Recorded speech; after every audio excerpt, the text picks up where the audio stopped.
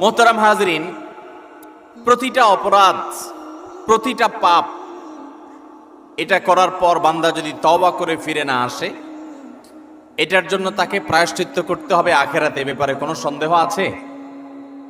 যত গুনাহ আমরা করব, আল্লাহ কোরআনে বলেছেন ফামাই ওয়ামাই ইয়ামাল মিসকালা যাররাতিন শাররান, যদি কেউ যাররা পরিমাণ কোনো খারাপ কাজ করে, যেটাকে হয়তো খুব তুচ্ছ মানুষ মনে করছে, ছোট মনে করছে, খুব সাধারণ কোনো পাপ অপরাধ মনে করছে, এমন কোনো বড় অপরাধ মনে করছে না, আল্লাহ রাব্বুল আলামিন বলেছেন ইয়ারাহু, প্রতিটা পাপ সেটা যত ছোট হোক, এটার পরিণতি তাকে ভোগ করতেই হবে, তার পরিণাম তাকে দেখতেই হবে, এর কোনো গত্যান্তর নেই। তবে যদি সে আল্লাহর কাছে তওবা করে, তওবায়ে নাসুহা করে, ইস্তেগফার করে, তার এই কৃতকর্মের জন্য লজ্জিত হয়ে সে সরে আসে এবং আল্লাহর কাছে মাফ চায়, তাহলে ভিন্ন কথা, আল্লাহ তাআলা তাকে মাফ করবেন। এছাড়া ছোট বড় প্রতিটা পাপের পরিণাম মানুষকে ভোগ করতে হবে আখিরাতে। মুহতারাম হাজরিন, এর মধ্যে কিছু অপরাধ আছে, কিছু পাপ আছে, কিছু গুনাহ আছে, যেই গুনাহগুলোর সাজা শুধু আখিরাতেই দেওয়া হবে না, আল্লাহ রাব্বুল আলামিন নগদে দুনিয়াতে ওই পাপিষ্ঠকে বুঝিয়ে দিবেন। ওই পাপের শাস্তি দুনিয়াতেও তাকে পেতে হবে, আখিরাতেরটা তো থাকবেই। এরকম কিছু পাপ এবং অপরাধ কোরআন এবং হাদিসে বর্ণিত হয়েছে। এরকম 10টি পাপ, 10টি অপরাধের কথা আজ আমরা জানবো ইনশাআল্লাহ। এর ভিতরে সর্বপ্রথম, যেই অপরাধ করার শাস্তি শুধু আখিরাতে দেওয়া হবে না, আখিরাতের শাস্তি তো দেওয়া হবেই, দুনিয়াতেই আল্লাহ তাআলা ওই অপরাধীকে এই অপরাধের শাস্তি দিবেন, দিয়ে ছাড়বেন। এর মধ্যে প্রথম যে অপরাধের কথা বলতে চাই তা হলো মা বাবার অবাধ্যতা, মা বাবার নাফরমানি, মা বাবার সাথে বেয়াদবি করা, তাদের অসম্মান অশ্রদ্ধা করা, তাদের অধিকার নষ্ট করা, খর্ব করা। এটা এমন একটা অপরাধ, এই অপরাধের শাস্তি আল্লাহ শুধু আখিরাতে দিবেন তা নয়, ওই নরাধমকে, মা বাবার অবাধ্য এবং নাফরমান সন্তানকে আল্লাহ তাআলা দুনিয়াতে তার এই পাপের প্রায়শ্চিত্ত ভোগ করানো ছাড়া মৃত্যু দিবেন না। এ বিষয়ে মুস্তাদরাক হাকিমের বর্ণিত একটি হাদিস আছে। নবী আলাইহিস সালাম বলেছেন, বাবানি মুআজ্জালানি উকুবাতুহুমা ফিদ দুনিয়া আল বাগয়ু ওয়া উকুকুল ওয়ালিদাইন। মা বাবার নাফরমানি এর শাস্তি দুনিয়াতে নগদ দেওয়া হবে, আখিরাতটা তো আছেই। সেটা কখনো কখনো হতে পারে তার অবাধ্য সন্তানকে দিয়ে তাকে আল্লাহ তাআলা শাস্তি দিবেন, সেটা যেমন হতে পারে। আবার এমনও হতে পারে তার সন্তান নেই, কিন্তু সন্তানরা অবাধ্য না, আল্লাহ তাআলা তাকে অন্যভাবে অপমান অপদস্থ করে, লাঞ্ছনা দিয়ে, কষ্ট দিয়ে, তার থেকে নেয়ামত ছিনিয়ে নিয়ে কোনো না কোনো ভাবে আল্লাহ তাআলা তাকে শাস্তি দিবেনই দিবেন। কারোর যদি বাবা মা দুনিয়াতে বেঁচে থাকেন আর বাবা মার প্রতি তার কখনো অশ্রদ্ধা হয়, অসম্মান হয়, বেয়াদবি হয়, তাহলে সেটার প্রায়শ্চিত্ত হলো বাবা মার কাছে মাপ চাওয়া, চোখের পানি ফেলে দিয়ে। যতক্ষণ পর্যন্ত অন্তর থেকে তারা ক্লিয়ারেন্স না দিবেন যে ঠিক আছে তোমার ব্যাপারে আর কোনো দুঃখ আমার অন্তরে নেই, ততক্ষণ পর্যন্ত মা বাবার কাছে ক্ষমা চাইতে থাকা, এটা হলো এই অপরাধের তওবা। এখানে শুধু মুখে আস্তাগফিরুল্লাহ বললে কখনো তওবা হবে না, বরং মা বাবার কাছে মাপ চাইতে হবে। আপনি যদি আপনার স্ত্রী সন্তানদের সামনে, মা বাবার সামনে বেয়াদবি করেন, তাহলে তাদের সামনেই আবার তাদের কাছে মাপ চাইতে হবে। আপনি যদি কারোর সামনে বাবা মাকে অসম্মান করে থাকেন, তাদের কোনো নির্দেশ লঙ্ঘন করে থাকেন, তাচ্ছিল্য প্রদর্শন করে থাকেন, ওই মানুষগুলোর সামনেই আবার আপনাকে প্রায়শ্চিত্ত করতে হবে। এটি হলো মা বাবার কাছে ক্ষমা চাওয়ার পদ্ধতি। আর যারা হতভাগাদের কাতারে পড়ে গেছেন, মা বাবার দুজনেই অথবা দুজনের কোনো একজনকে হারিয়ে ফেলেছেন, এখনো পর্যন্ত তাদের সাথে কৃত অপরাধ এবং জুলুম, অবিচার, যেটা আল্লাহ তাআলা সহ্য করবেন না, সে অপরাধের প্রায়শ্চিত্ত আপনি করতে পারেন নাই, দুনিয়া থেকে চলে গেছেন, তারা কিভাবে প্রায়শ্চিত্ত করবেন? তাদের প্রায়শ্চিত্তের কয়েকটা ধাপ আছে। নাম্বার 1, তারা মা বাবার হয়ে আল্লাহর কাছে অনেক বেশি ইস্তেগফার এবং চোখের পানি ফেলবেন। আল্লাহ, আমার বাবাকে, আমার মাকে আপনি মাফ করে দিন। নামাজ পড়ে পড়ে ভোর রাতে তাহাজ্জুদের সময়, জুমার দিন মাগরিবের আগে, আসরের পরে সূর্যাস্ত যাওয়ার সময়, গুরুত্বপূর্ণ দোয়া কবুলের কিছু সময় আছে, এই সময়গুলোতে হাত তুলে আল্লাহর কাছে চোখের পানি ফেলে মাপ চাইবেন। আল্লাহ, আমার বাবার প্রতি আমি অনেক অনেক অবিচার করেছি, আমার মায়ের প্রতি আমি অনেক অশ্রদ্ধা প্রদর্শন করেছি, যেটা আমার করা উচিত হয়। আল্লাহ তাআলা কোরআনে কারিমে তার ইবাদতের নির্দেশের পরেই যার কথা বলেছেন তিনি হলেন মা বাবা। রিদার রব্বি ফি রিদাল ওয়ালিদাইন ওয়া সাখাতুর রব্বি ফি সাখাতিল ওয়ালিদাইন। নবীজি সাল্লাল্লাহু আলাইহি সাল্লাম বলেছেন, কারোর মা বাবা যদি তার উপরে সন্তুষ্ট থাকে তো আল্লাহ তার উপরে সন্তুষ্ট, আর মা বাবা যদি অসন্তুষ্ট তো আল্লাহ তার উপর অসন্তুষ্ট। মা বাবা হলো মানুষের জান্নাতের দুয়ার, এটাকে ঠিক রাখলে মানুষের জন্য জান্নাতের পথ সুগম হয়। মোহতারাম হাজরিন, এই জন্য কোনো ইমানদার যদি তার মা বাবাকে হারিয়ে ফেলেন, দুজনের কোনো একজন চলে যান, এটা বড় দুর্ভাগ্যের কথা যে জীবদ্দশায় মাপ চাওয়া হয় নাই। প্রায়শ্চিত্ত করার জন্য প্রথম কাজ হলো মা বাবার হয়ে অনেক বেশি বেশি ইস্তিগফার করা, ক্ষমা প্রার্থনা করা, তাদের হয়ে আল্লাহর কাছে আপিল করা, দোয়া করা, আল্লাহ তাদেরকে মাফ করে দিন। এই কাজটি অনেক বেশি পরিমাণে করতে থাকা, দিল থেকে করতে থাকা এক। দ্বিতীয়ত যে কাজটা করতে হবে তা হলো সহিহ মুসলিমে বর্ণিত একটা হাদিস থেকে আমরা জানতে পারি, নবী আলাইহিস সালাম বলেছেন, কোনো ব্যক্তি তার বাবা মার প্রতি বাধ্যগত হওয়ার, তাদের অনুগত হওয়ার, তাদের প্রতি সদাচরণ করার একটা গুরুত্বপূর্ণ পার্ট এবং অংশ হলো মা বাবার অগোচরে কিংবা তাদের উপস্থিতিতে তাদের যে বন্ধু বান্ধব আছেন, তারা যাদের সাথে উঠা বসা করতেন, তাদের সহপাঠী যারা ছিলেন, সেই মানুষগুলোকে বাবা মার মতো সম্মান করা। ধরুন আপনার বাবা দুনিয়া থেকে চলে গেছেন, বাবার বন্ধু কারা ছিলেন, বাবার সহচর কারা ছিলেন, বাবার একান্ত কাছের কারা ছিলেন। আপনার বাবা বেঁচে থাকতে আপনার ছোট ভাই বোনদেরকে অনেক আদর করতেন, আপনার বাবার অনুপস্থিতিতে আপনি তাদেরকে আদর করলেন। আপনার বাবা বেঁচে থাকতে তার নাতি নাতনিদেরকে অনেক কেয়ার করতেন, তিনি নাই, আজকে আপনি তার হয়ে সেই কাজটা করলেন। আপনার বাবা বেঁচে থাকলে তার বন্ধু বান্ধবদের সম্মান করতেন, স্নেহ করতেন, ভালোবাসা দিতেন, দাওয়াত দিয়ে খাওয়াতেন, আপনি তার অগোচরে সেই কাজটা করলেন। এভাবে আপনার বাবা মা দুনিয়া থেকে চলে যাওয়ার পরও তাদের পক্ষ থেকে এই কাজগুলো করার মাধ্যমে আপনি বিররুল ওয়ালিদাইন বা মা বাবার প্রতি সদাচরণের কাজটা আঞ্জাম দিতে পারবেন। আল্লাহ তাআলা আমাদের সবাইকে মা বাবার সদাচরণকারী, মা বাবার অনুগত সন্তান হওয়ার তৌফিক দান করেন। নাম্বার 2, কারোর প্রতি জুলুম, কারোর প্রতি অবিচার, গায়ের জোর খাটানো, মাস্তানি গুন্ডামি করা, প্রভাব প্রতিপত্তি দেখানো, যে কাউকে দুর্বল পেয়ে তার উপরে চড়াও হওয়া, কাউকে ঠকিয়ে নিজের কাজ সিদ্ধ করা, এই মানুষের প্রতি জুলুম অবিচার, এটার শাস্তি আল্লাহ তাআলা দুনিয়াতে দেন।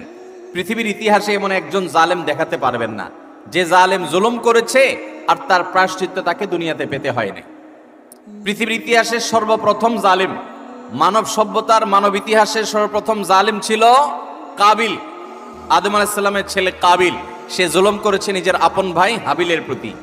আল্লাহ তাআলা তার মুখ সম্মোচন করে দিয়েছেন, তাকে অপমান অপদস্থ করেছেন, তার এই কুকর্ম আল্লাহ তাআলা ফাঁস করে দিয়েছেন। এটি ছিল আল্লাহর পক্ষ থেকে তার জন্য দুনিয়ার শাস্তি, আখিরাতের শাস্তি তো আছেই। পৃথিবীর ইতিহাসে বহু জালেম গিয়েছে, নমরুদ জুলুম করেছে, আবু জাহাল জুলুম করেছে, উতবা সাহেবা জুলুম করেছে, অনেক পরাশক্তি জুলুম করেছে।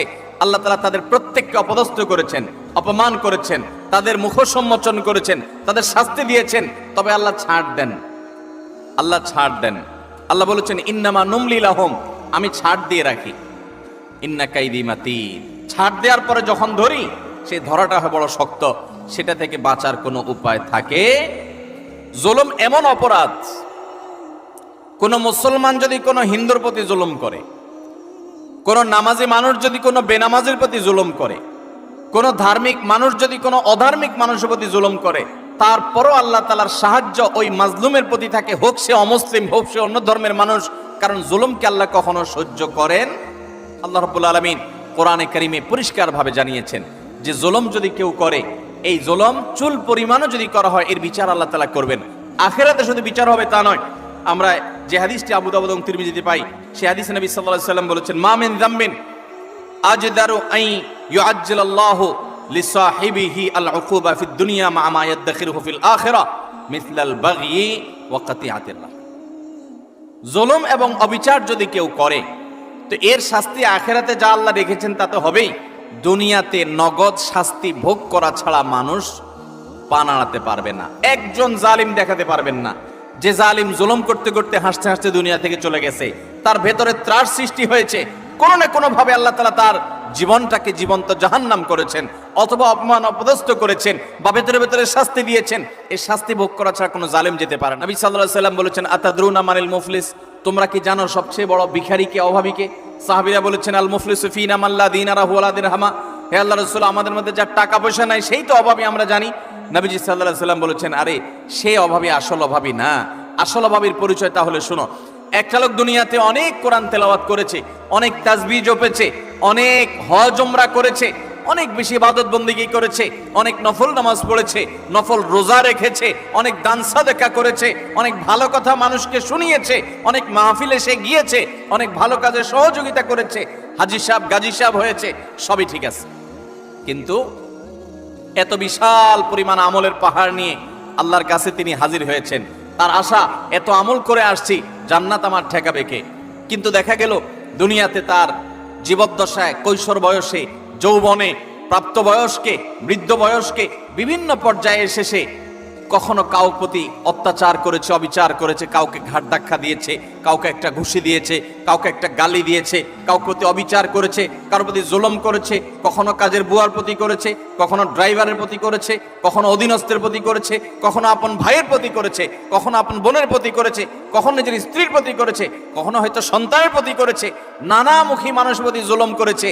এই জুলুমগুলোর যাদের প্রতি করা হয়েছে, কিয়ামতের ময়দানে এই লোক যখন আমলের পাহাড় নিয়ে জান্নাতে যাওয়ার জন্য মোছে তাও দিবে, সমস্ত পাওনাদার হাজির হয়ে আল্লাহর কাছে বলবে, আল্লাহ, এই ব্যক্তি যে আজ জান্নাতে যাওয়ার জন্য প্রস্তুতি গ্রহণ করছে, এই লোক সে আমাদের অধিকার নষ্ট করেছে, আমাকে একটি আঘাত করেছে, আমি দুর্বল ছিলাম, হয়তো রিকশাওয়ালা, কিছু বলতে পারি নাই। আপনি তো আহকামুল হাকিমিন, আজ বিচার দিবসেতে বিচার হবে, দুনিয়াতে আমি বিচার পাই নাই, আজকে আমি বিচার চাই। আল্লাহ তাআলা তখন ওই ব্যক্তিকে আল্লাহ রাব্বুল আলামিন তখন বলবেন, এখন বিচার হলো, তুমি যে আমলের পাহাড় নিয়ে এসেছো সেখান থেকে কিছু আমল সওয়াব তাকে দিয়ে দাও, কিছু সওয়াব তাকে দিয়ে দাও, তোমার কাজের প্রায়শ্চিত্ত হবে। তাকে আল্লাহ তাআলা বিদায় করবেন, নিষ্পত্তি করবেন। আরেকজন হাজির, এভাবে একে একে যত পাওনাদার তার কাছে হবে, সমস্ত পাওনাদারদের পাওনা দিতে দিতে তার আমল যা নিয়ে এসেছে এ আমলের সকল সওয়াব ফুরিয়ে যাবে, শেষ। কিন্তু পাওনাদার তখনও আছে।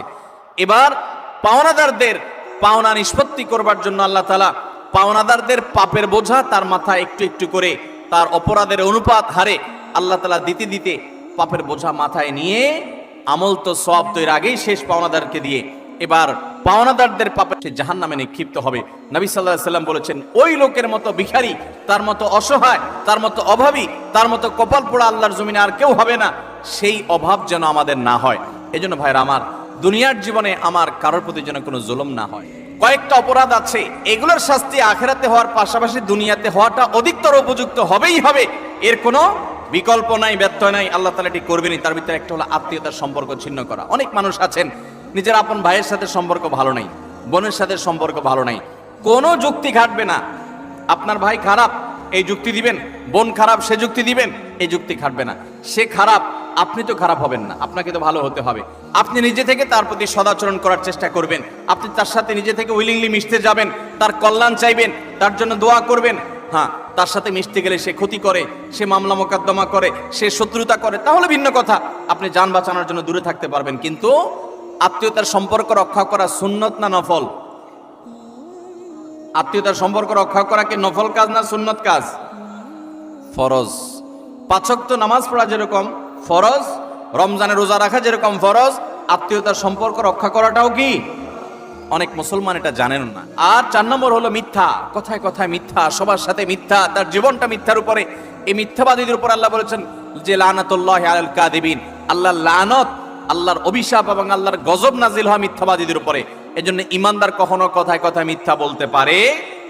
5 নম্বর হলো খেয়ানত, যেটা বললাম যে আমানতের খেয়ানত, অর্থের দিক থেকে খেয়ানত, কথার দিক থেকে খেয়ানত, বিভিন্ন দিক থেকে খেয়ানত। আপনি কারোর কোনো কিছু নকল করলেন, ফেসবুকে আজকাল যে খেয়ানত হয় সেটা হলো একজনের লেখা কপি করে এনে আপনার ওয়ালে সুন্দর করে পোস্ট করে দিলেন, সবাই আপনাকে বাহবা দিল, ভাই মাশাআল্লাহ আপনি তো সুন্দর লেখেন, দেখা যায় আসলে আপনি এটা চুরি করে আনছেন আরেকজনেরটা। এটা হলো খেয়ানত, এটা হলো আমানতের। এখন আজকাল তো বই পুস্তকেই হয় ডাইরেক্ট, অথচ এই খেয়ানত ফেসবুকেও পোলাপান করতে এখন বড় বড় শিক্ষাবিদরা বই পুস্তকেই এই আকাম করছেন। অতএব এই সমস্ত খেয়ানত, এটা কোনো মুসলমানের চরিত্র হতে পারে? মুসলমান কখনোই 2 নম্বরই করবে। অতএব আমানত আমরা রক্ষা করব তো ইনশাআল্লাহ। নবী সাল্লাল্লাহু আলাইহি ওয়াসাল্লাম বলেছেন, ইযা হাদ্দাসা আর-রাজুলু ফালতাফাতা ফাহিয়া আমানা। তোমার সাথে কেউ কথা বলেছে, কথা বলার পর সে সেখান থেকে সরে গেছে, সাথে সাথে ওই কথাটা তোমার কাছে আল্লাহর পক্ষ থেকে আমানত হয়ে গেছে। এই আমানত রক্ষা করার চেষ্টা করব তো ইনশাআল্লাহ। আপনার কাছে কেউ একান্তে কোনো কথা বলেছে, আপনার কাছে হোয়াটসঅ্যাপে একটা মেসেজ পাঠাইছি, কয়দিন পর পরই দেখবেন ফেসবুকে প্রায় সময় দেখবেন যে স্ক্রিনশট আউট হয়ে গেছে, হয় কি হয় না? স্ক্রিনশট কি হয়ে গেছে? এটা প্রচার হয়ে গেছে। আপনার সাথে একান্তে কেউ আলাপ করেছে, আপনি তার কোনো দুর্বল দিক পাইছেন, কোনো কারণে শত্রুতা উদ্ধার করা দরকার, আপনার সাথে সে একান্তের আলাপচারিতাকে আপনি ফেসবুকে প্রচার করে দিলেন। এটা আমানতের খেয়ানত, এটা মানুষের প্রাইভেসি লঙ্ঘন। ইসলাম মানুষের প্রাইভেসিকে এত গুরুত্ব দেয় যে কেউ যদি কারোর বাড়িতে উকি মারে, এবং দেখার চেষ্টা করে তার ব্যক্তিগত সময়কার উঠা বসা, কাজ কাম, অ্যাক্টিভিটিস, নবী আলাইহিস সালাম বলেছেন এটা এমন জঘন্য অপরাধ যে এই লোকের চোখ উফড়ে ফেলার মতো অপরাধ সে করেছে। আজকাল দেখবেন প্রায় সময় অমুক অমুকের আইডি হ্যাক করেছে, অমুক আইডি হ্যাক করে সেখান থেকে তার ব্যক্তিগত সব তথ্য সে ফাঁস করেছে, এটা করেছে সেটা করেছে। কেউ কারোর মোবাইল ফাইলে ঘাটাঘাটি করে তার ব্যক্তিগত জিনিসপত্র ঘাটাঘাটি শুরু করে। এগুলো সবগুলো আমানতের খেয়ানত। আমাদের কথা, আমাদের কাজ, আমাদের টাকা, আমাদের পয়সা, লেনদেন সবকিছুতে আমানতদারিতা দেখাতে হবে। আমানতের খেয়ানত যারা করে, আপনি কাউকে আমানতের খেয়ানত করবেন, আল্লাহ তাআলা আপনাকে এই পরিস্থিতির মুখোমুখি করবেন। বিদায় এই ধরনের গুনাহ থেকে আমরা বেঁচে থাকবো ইনশাআল্লাহ। নাম্বার 6, কোন মুসলমানকে অপমান করা।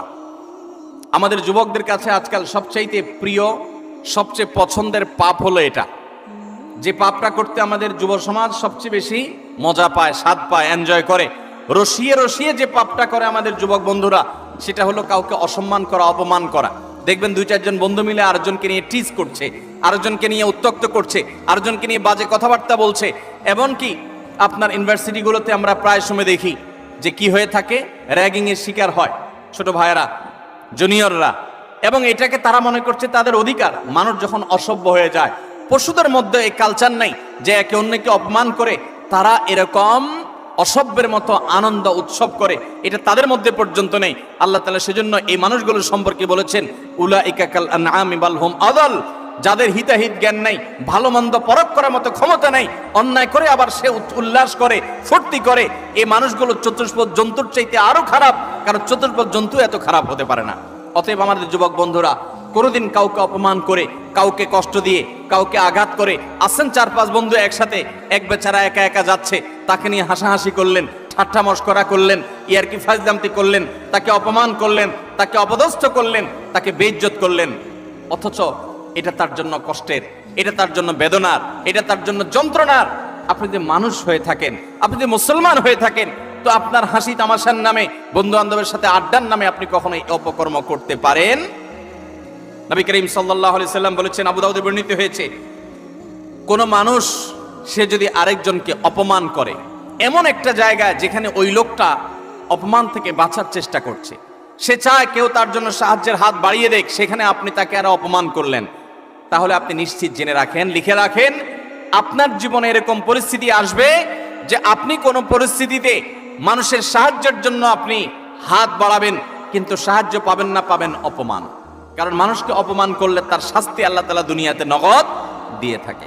আল্লাহ তাআলা এই অপরাধ থেকে, এই গুনাহ থেকে আমাদেরকে বেঁচে থাকার তৌফিক দান করুন। নাম্বার 7, মানুষকে দেখানোর জন্য কোনো ভালো কাজ করলে, এখন ফেসবুকের সময়, এমন কোনো ভালো কাজ পাওয়া কঠিন হবে যেটা আমরা ফেসবুকে দেই না। আমরা আমাদের আস-সুন্নাহ ফাউন্ডেশনের বিভিন্ন ভালো কাজ কার্যক্রম ফেসবুকে দেই, সেটা হলো জবাবদিহিতা। ডোনাররা যে ডোনেশন করেন, তাদের টাকা কোথায় খরচ হচ্ছে, সেটা কিভাবে খরচ হচ্ছে, সেটা তাদেরকে জানানোর জন্য।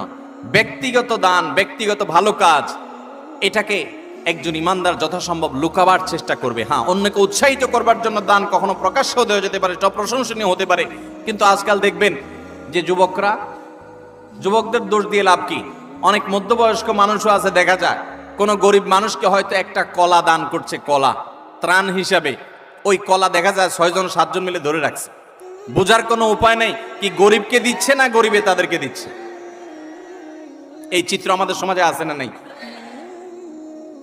সামান্য কয়টা মুড়ি দিচ্ছে, সামান্য একটা কিছু দিচ্ছে, তো এতজন মিলে দিচ্ছে, এটা দেখে বোঝার উপায় নাই যে গরিব মানুষটা দিচ্ছে না এরা গরিব মানুষকে দিচ্ছে।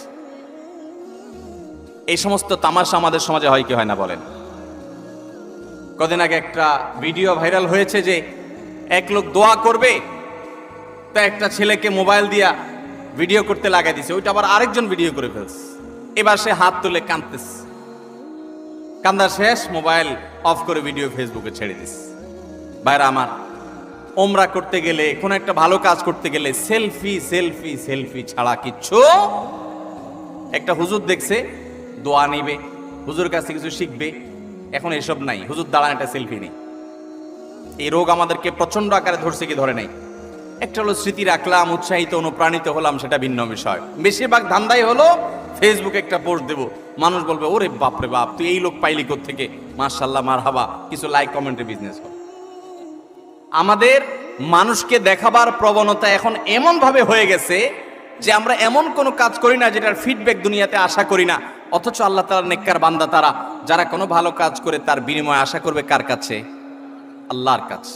আল্লাহ তাআলা আমাদেরকে সেরকম নিষ্ঠাবান মানুষ হওয়ার তৌফিক দান করুন। নবী আলাইহিস সালাম বলেছেন মুসনাদ আহমদের হাদিসে, মান সাম্মা আন-নাস বিআমালিহি সাম্মা আল্লাহু বিহি। যে ব্যক্তি কোনো ভালো কাজ করে গল্প দিয়ে বেড়াবে শুধুমাত্র মানুষের কাছে, লোক শোনানো, লোক দেখানো কাজ করবে, আল্লাহ রাব্বুল আলামিন ওই ব্যক্তিকে এই কাজের প্রায়শ্চিত্ত দুনিয়াতেই দিবেন এবং তার শাস্তি দুনিয়াতেই হবে। আল্লাহ তাআলা আমাদেরকে এই লৌকিকতা, মানুষকে দেখাবার জন্য ভালো কাজ করার এই বদ অভ্যাস পরিহার করার তৌফিক দান করুন। নাম্বার 8, যদি কেউ নেয়ামতের নাশুকরি করে, আল্লাহ কোন নেয়ামত দিয়েছেন সেটার নাশুকরি করেছে, এই ব্যক্তিকে আল্লাহ তাআলা নগদ শাস্তি দিবেন। সূরা নাহল 128 নম্বরে আল্লাহ তাআলা বলেছেন, ওয়াদারাবাল্লাহু মাসালান কারিয়াতান কানাত আমিনাতান মুতমাইন্নাহ। একটা জনপদের মানুষ, তারা নিরাপদে ছিল, সুখে শান্তিতে ছিল, আল্লাহ তাআলা তাদেরকে নিরাপদে রেখেছেন, ভালো রেখেছেন। ইয়াতিহা রিজকুহা মিন কুল্লি মাকান, প্রত্যেকটা জায়গা থেকে আল্লাহর পক্ষ থেকে রিজিক আসতো। ফাকাফারাত বিআনআমিল্লাহ, তারা আল্লাহর নিয়ামতকে অস্বীকার করে বলেছে, নাশুকরি করেছে। ফাযাকাহাল্লাহু লিবাসাল জুই ওয়াল খাউফি বিমা কানু ইয়াসনাউন, তাদের এই নাশুকরির কারণে আল্লাহ তাআলা তাদেরকে আল্লাহ রাব্বুল আলামিন দুর্ভিক্ষ, অভাব অনটন, আশঙ্কা এবং ভয়ের শাস্তি দুনিয়াতে দিয়েছেন, আখিরাতে তো বটে। অনেক মানুষ আছে দেখবেন নাশুকরি করে, আপনি অনেক উপকার করেছেন, বলবেন না আমি কিছুই তো পাই নাই, আমি নিজে নিজে করেছি। এই নাশুকর ঠিকই এক সময় বিপর্যস্ত হবে এবং বিপদগ্রস্ত হবে, এবং যেই নিয়ামত পেয়ে সে নাশুকরি করেছে, এই নিয়ামত আল্লাহ তার কাছ থেকে ছিনিয়ে নিবেন, আজ হোক আর 2 দিন পরে হোক। 9 নম্বরের যে অপরাধ, তা হলো ব্যবসায় ফাঁকি দেওয়া। এমন ব্যবসায়ী এখন পাওয়া সোনার হরিণ হয়ে গেছে, যেই ব্যবসায়ী সত্য কথা বলে, 2 নম্বরই কথা বলে না, চিটারি বাটপারি করে না। আপনি ঢাকা শহরের কোন দোকানে, কোন মার্কেটে যাবেন, আল্লাহর কিছু নেককার বান্দা আছে সেটা হাতে গোনা, বেশিরভাগ দোকানে যাবেন 100 টাকা কেনা ভাই, আল্লাহর কিরা, রাসূলের কিরা ভাই, যদিও রাসূলের কিরা হয় না, শিরক, এরকম নানা কিরা বলে, নানা কসম করে বলবে 100 টাকা কিনা, এরপরে মুলামুলি করার পর দেখা যায় 50 টাকা দিয়ে দিস। আছে না নাই? গতকালকে চট্টগ্রামের মাহফিলে একজন একটা প্রশ্ন লিখে দিস, বলে ভাই, দোকানে মিথ্যা কথা বলতে বলতে অনেক সময় দেখা যায় একটা কাস্টমারের সাথে সত্য বলবো নিয়ত করছি, তবুও মুখ দিয়ে মিথ্যাটাই চলে আস।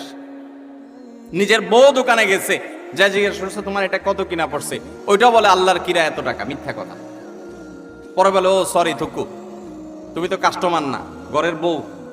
মিথ্যা বলতে বলতে অনেক দোকানদার আছে, এটা বিল্ট ইন হয়ে গেছে, অভ্যাসটা এমন হয়ে গেছে, এটা তার শরীরের, এটা তার অঙ্গের, এটা তার অস্তিত্বের সাথে মিশে গেছে। ঠিক না ঠিক ভাইরা আমার? কয় টাকা কামাই করবেন মিথ্যা কথা বলে? মিথ্যা কথা বলে যে টাকা কামাই করবেন, এগুলো দুনিয়া থেকে নিয়ে যেতে পারবেন? কাফনের কাপড়ের পকেট আছে? পকেটও নাই, নিয়ে যেতেও পারবেন? যাদের জন্য মিথ্যা কথা বলছেন, ছেলে সন্তান, স্ত্রী, পরিবারের লোকজন, আপনি দুনিয়া থেকে যাওয়ার পর কিয়ামতের ময়দানে যখন ফেরেশতারা মুগুর দেওয়ার জন্য ধরবে, যখন শাস্তি শুরু হওয়ার পরিকল্পনা হবে, তখন আপনার ছেলে মেয়েরা যায় বলবে, আল্লাহ আমার আব্বাকে কিছু বলিয়েন না, উনি যত 2 নম্বরে চিটারি বাটপারি করে ঢাকা শহরে বাড়ি গাড়ি করছে, এগুলো সব আমাদের জন্য করছে, ওনার একার জন্য করে নাই, অতএব শাস্তি আমাদেরকে দেন, ওনাকে ছেড়ে দেন, বলবে? আল্লাহ কোরআনে উল্টাটা বলেছেন, ইয়াউমা ইয়াফিরুল মারউ মিন আখি ওয়া উম্মিহি ওয়া আবি ওয়া সাহিবাতিহি ওয়া বানি। সেদিন মানুষ বাপকে দেখে সন্তান আরেক দিকে পালাবে, যে বাপ দেখা হলে যদি আমাকে আটকায়, যে তোদের জন্য অনেক কিছু করছি, আজকে আমি ফাঁসে গেছি। স্বামীকে দেখে স্ত্রী, স্ত্রী দেখে স্বামী পালাবে, বন্ধুকে দেখে বন্ধু পালাবে। লিকুল্লি ইমরিম মিনহুম ইয়াউমা ইদিন শানু ইউগনি, সবাই ইয়া নফসি করতে থাকবে। ভাইরা আমার, আল্লাহর জমিনে তার চাইতে বড় নির্বোধ কে হতে পারে, যে চুরি করে যাদের জন্য, ওই লোকগুলো তার চুরির কোনো দায় বহন করবে? আরাম করে ভোগ করবে ছেলে মেয়েরা, অথচ আপনি তার পাপের প্রায়শ্চিত্ত ভোগ করবেন। তাহলে আপনি কেন দোকানদারি করতে গিয়ে কাস্টমার সাথে মিথ্যা কথা বলবেন? আপনি সত্য কথা বলেন, কেনা বেচা আপনার কম হবে, ব্যবসা একটু কম হবে, আয় ইনকাম একটু কম হবে। মনে রাখবেন, এর বিনিময়ে শান্তিটা আল্লাহ তাআলা দুনিয়াতেও দিবেন, আখেরাতেও। নাম্বার 10, যে কোনো সাধারণ কুফরি, আল্লাহর প্রতি অবিশ্বাস, পাপাচার, এগুলোর কারণে আল্লাহ তাআলা দুনিয়াতে নগদ একটা শাস্তি দেন। মিনিমাম একটা শাস্তি হয়, সেটা হলো মানসিক অশান্তি এবং ডিপ্রেশন। আপনারা প্রায় দেখবেন গোটা পৃথিবীতে সবচেয়ে বেশি আত্মহত্যা করে তারা যারা কোনো ধর্মে বিশ্বাসী না। সবচেয়ে বেশি আত্মহত্যা করে যারা কোনো ধর্মে বিশ্বাসী। এটা আমার কথা না, এটা বিশ্ব স্বাস্থ্য সংস্থার বিভিন্ন কয়েক বছরের জরিপ মিলিয়ে রব্বি আল্লাহ নামে একটা গ্রন্থ অনেকগুলো ভাষায় অনুদিত হয়েছে রিয়াদ থেকে। এর বাংলা অনুবাদ আমি করেছিলাম। সেখানে একটা গ্রাফ তারা তুলে এনেছেন। বিশ্ব স্বাস্থ্য সংস্থার জরিপের আলোকে কয়েক বছরের জরিপ দেখানো হয়েছে, সারা পৃথিবীতে তুলনামূলকভাবে আত্মহত্যার পরিমাণ, প্রবণতা সবচেয়ে কম যাদের মধ্যে, তারা হলো মুসলমানরা। কারণ কি জানেন? মুসলমান যদি দেয়ালে পিঠ থেকে যায়, সে জানে উপরে আল্লাহ, আস্থার জায়গা থাকে, ভরসার জায়গা থাকে। আর যার আল্লাহর প্রতি বিশ্বাস নাই, সে বলে ও স্যাড, ব্যাড, শেষ। আফসোস করা ছাড়া তার কিছু আর থাকে। যালিকা বিআন্নাল্লাহা মাওলাল্লাযীনা আমানু ওয়া আন্নাল কাফিরিনা লা মাওলা লাহুম। আল্লাহ হলেন ঈমানদারদের অভিভাবক, আর কাফেরদের কোনো অভিভাবক থাকে? পাপ বহুত করেছেন, পাপে মজা আছে আমি জানি। জিনা করেছেন, মাদকের দিকে হাত বাড়িয়েছেন, অন্যায় অনাচার করেছেন, অবৈধ পথে কামাই করেছেন, অনেক টাকা পয়সা করেছেন, কিছু স্বাদ পেয়েছেন আমি জানি। আজমোদে এক জামানা খাকে বাস। আসুন এবার একটু ভিন্ন স্বাদ আস্বাদন করি। আল্লাহর বাধ্যগত হয়ে, আল্লাহর নাফরমানি ছেড়ে দিয়ে আল্লাহর গোলামীর জীবন কিছুদিন পরীক্ষামূলক করে দেখেন। এটার যে স্বাদ দুনিয়াতে ভোগের জীবনে, সেই স্বাদ কখনো পাওয়া যায়? আল্লাহ আমাদের সবাইকে আল্লাহর সমস্ত নাফরমানি থেকে বেঁচে থাকার তৌফিক দান করুন।